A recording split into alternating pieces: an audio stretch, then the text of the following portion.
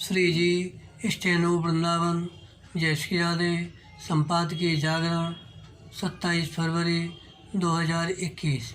गति 140 शब्द प्रति मिनट। कुल शब्द 429।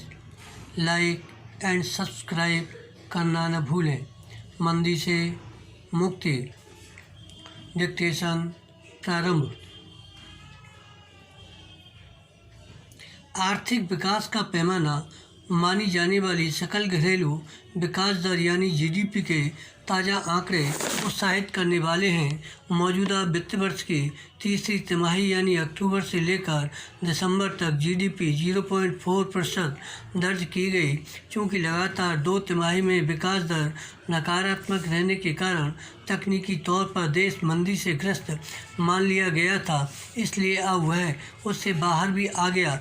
वैसे तो देश को मंदी से बाहर आना ही था, लेकिन उस पर मोहर लगने का विशेष महत्व है।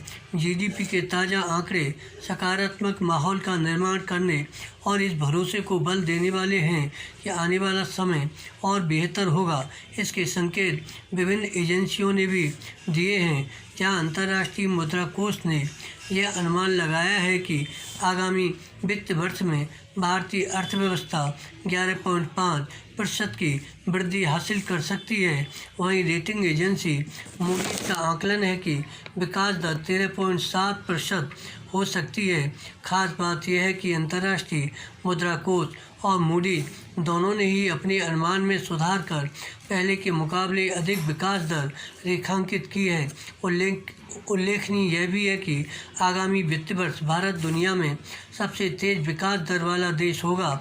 इससे भारत की आर्थिक क्षमता का तो पता चलता ही है, यह भी संकेत मिलता है कि 5 लाख करोड़ डॉलर की अर्थव्यवस्था वाला देश बनने का लक्ष्य अभी भी हासिल किया जा सकता है। निस्संदेह इस लक्ष्य को आसान बनाने के लिए बहुत कुछ करना होगा, क्योंकि वह कोरोना संकट अभी खत्म नहीं हुआ, जिसने भारत के साथ दुनिया भर की अर्थव्यवस्थाओं का बेड़ा गर्क कर दिया। टीकाकरण के बीच ऐसे राज्यों की संख्या बढ़ना शुभ संकेत नहीं, जहां कोरोना संक्रमित बढ़ रहे हैं।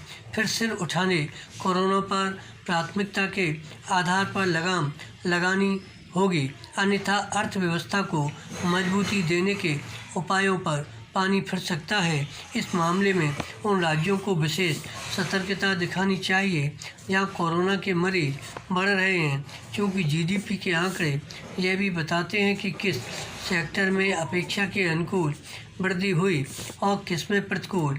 इसलिए उन कारणों का प्राथमिकता के आधार पर निवारण भी करना होगा, जिसके चलते कुछ सेक्टर पर्याप्त वृद्धि हासिल करते नहीं दिख रहे हैं। वैसे तो सरकार को इसके जतन करने होंगे कि सभी सेक्टर आगे बढ़ें, लेकिन उसे उन सेक्टरों की बेहतरी के लिए खास उपाय करने चाहिए जो कहीं अधिक रोजगार के अवसर पैदा करते हैं। यह आवश्यक ही नहीं, अनिवार्य है कि अर्थव्यवस्था की सेहत सुधारने का असर रोजगार के बड़े अवसरों के रूप में दिखाई दे।